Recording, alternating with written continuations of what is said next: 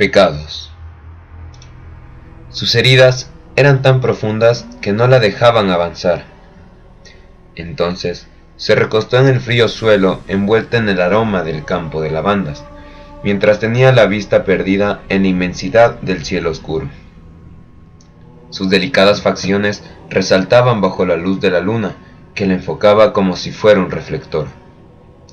De su boca brotaba un pequeño río color carmesí, y supo que su final estaba cerca. Respiró hondo y articuló con dificultad sus últimas palabras. Así que nunca estuviste conmigo. Te equivocas. Tus pecados siempre estuvieron contigo. Era una tarde de un caluroso verano en el país de Elefseria. Los niños jugaban en los grandes y frondosos parques de la ciudad de Eftigía, una ciudad llena de riqueza y tranquilidad que estaba lejos del sangriento conflicto que amenazaba el país. O eso se creía. En esa misma tarde comenzaron a escucharse estruendos a lo largo de la ciudad, a la par del cántico que proclamaban al unísono el nombre de Rogues. Lea Rogues era una niña inteligente, hábil y de una increíble belleza.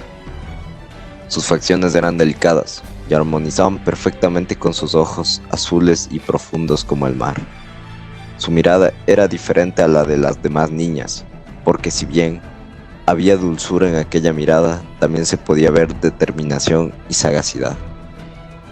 También tenía una melena lacia de un rubio oscuro que le gustaba llevar acompañada de lazos rojos que combinaban con el color de sus labios. Vivía en Pasem, ciudad capital del país, con sus padres, quienes la mimaban cuanto podían, y con justa razón, ya que en sus estudios siempre destacaba por su gran intelecto, además de ser una bailarina nata en ballet. El apellido Rogues perteneció por siglos a una de las familias más importantes de Elefseria, ya que ayudaron a su fundación, por lo que los Rogues tenían una inmensa fortuna que lo único que hacía era incrementar con los años, pasando de generación en generación.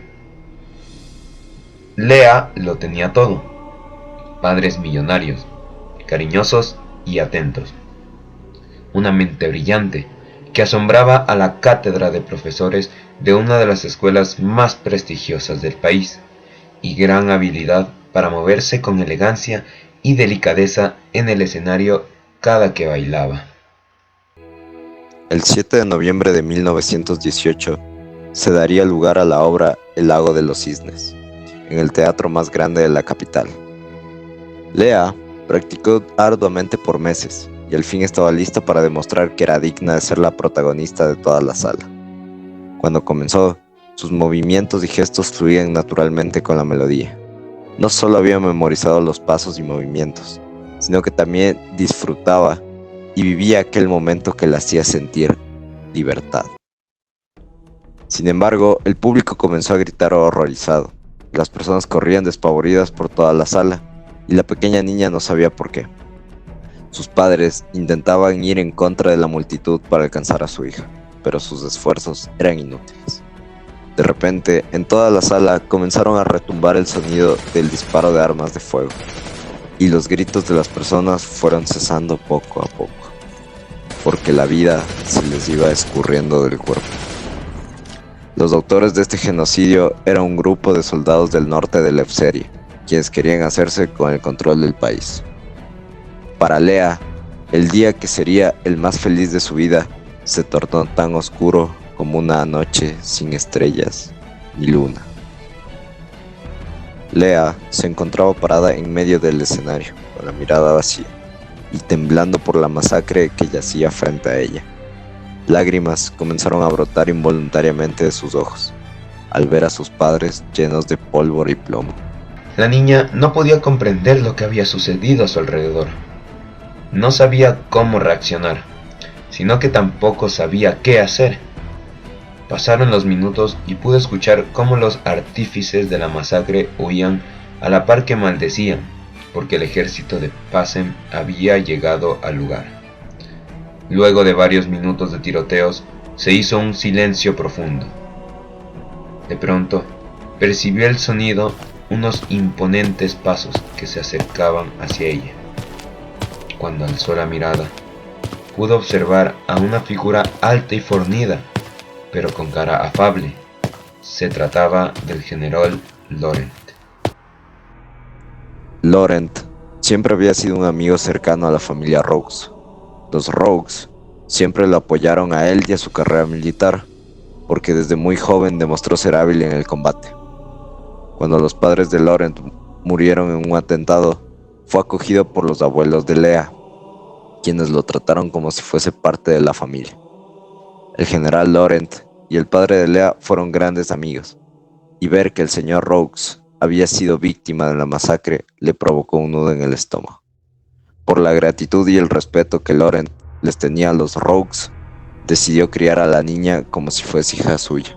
Cuando Lea cumplió los 17 años, decidió enlistarse en el ejército, a pesar de que no se permitieran mujeres. El general Laurent tampoco estuvo de acuerdo en que se uniera al ejército, porque quería mantenerla lejos del conflicto del país, que cada vez se volvía más violento. Con solo 21 años, alcanzó el rango de coronel, gracias a sus habilidades y estrategias que consiguieron varias victorias en campañas militares a lo largo del país. Subió rápidamente de cargo y el general Laurent por fin aceptó que Lea había nacido para la guerra. El historial militar de Lea era impecable. En las batallas siempre salía victoriosa y con el menor número de bajas. El general estaba muy orgulloso del trabajo que la coronel Rogues estaba haciendo para amedrentar las fuerzas del ejército del norte, aunque a la vez sentía tristeza porque aquel conflicto parecía no tener fin.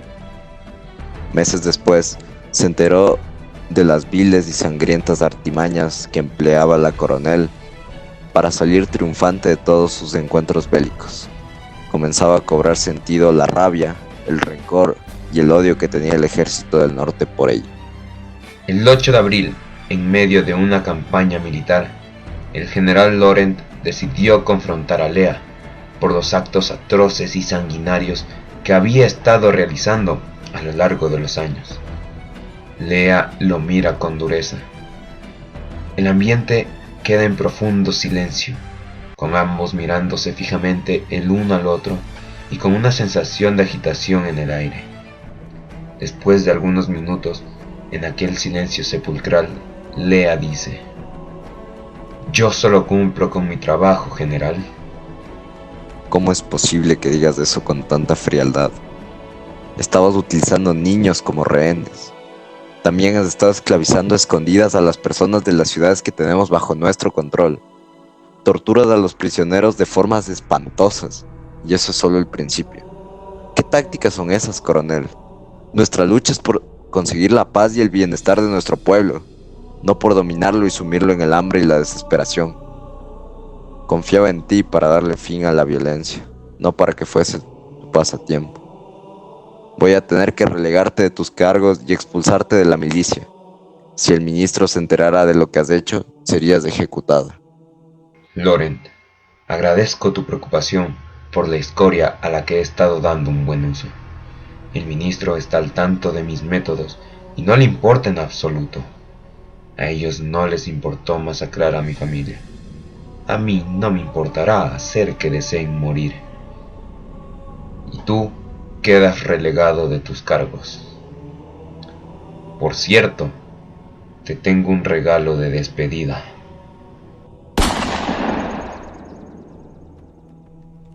Luego de la muerte de Laurent, no había quien controle a aquel monstruo insaciable, que se escondía tras la máscara de una hermosa joven. Lea se hizo con el control absoluto del ejército y comenzó uno de los periodos más sangrientos de la historia. Unificó al ejército volviéndolo imparable y poderoso. Quienes no le eran leales eran brutalmente torturados para luego dejarlos morir por el dolor de sus heridas. Con este poder militar atacaba por sorpresa varias ciudades y puntos claves del país. Tornó los cielos azules en un naranja rojizo, y las calles antes llenas de vitalidad eran ahora desiertos. Cada conquista parecía más violenta que la anterior, y no existía una fuerza que fuera capaz de detenerla. La capital y las ciudades del sur le rendían profundo culto. Prácticamente la consideraban una deidad, ya que estaban bajo su protección y desde que ella los gobernaba no habían padecido ni hambre ni violencia. En la parte del sur del país era llamado un ángel por su bondad y belleza, mientras que en el norte se la consideraba la misma muerte. A Lea le gustaba esa percepción que la gente tenía de ella, tanto en el sur como en el norte del país. Por ello, decidió tatuarse en su espalda a la parca, con un par de enormes y bellas alas. La parca tenía en una mano la hoz característica y en la otra tenía el símbolo de la vida. Aunque la ahora autoproclamada emperadora del sur de Lepseria, Lea Rose, parecía no tener ninguna debilidad, poco a poco fue perdiendo la cabeza y empezó a notar que con cada conquista que lograba, a los pies de la parca que tenía en la espalda, iban apareciendo cada vez más almas desdichadas, haciendo de su tatuaje una imagen tenebrosa. Seguían pasando los años, y en un sueño, Lea conoció a un demonio llamado Theo, quien se presentó diciendo que su nombre significaba regalo de Dios. Ella no lo vio más que como un fastidio, ya que Theo siempre estaba a su lado cuando seguía sus más bajos impulsos.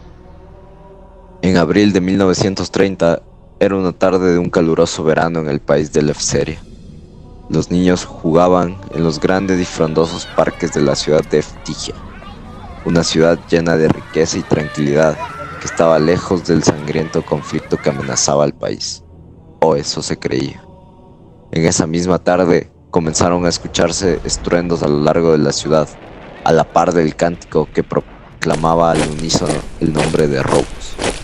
Lea se preparaba para coronarse la máxima autoridad del país, después de masacrar al ejército de la ciudad de Eftigia. Cuando estaba por terminar con la vida del ministro del norte del país, se vio envuelta en un tiroteo entre los integrantes de su propio ejército. Unos soldados la escoltaron lejos de la balacera, a un campo de lavandas, mientras que Theo se reía de ella por haber fracasado en lo que tanto había soñado. Uno de los soldados que estaba con ella era un traidor. Tras asesinar a los otros escoltas de Lea, se disponía a terminar con la vida de la dictadora, y aunque logró darle varios disparos con un revólver y dejarla gravemente herida, no fue capaz de matarla, y ella le respondió con un tiro seco en la cabeza. Sus heridas eran tan profundas que no la dejaban avanzar. Entonces se recostó en el frío suelo, envuelta en el aroma del campo de lavandas, mientras tenía la vista perdida en la inmensidad del cielo oscuro. Sus delicadas facciones resaltaban bajo la luz de la luna que la enfocaba como un reflector. De su boca brotaba un pequeño río color carmesí, y supo que su final estaba cerca. Respiró hondo y articuló con dificultad sus últimas palabras. Así que nunca estuviste conmigo. Te equivocas, tus pecados siempre estuvieron contigo.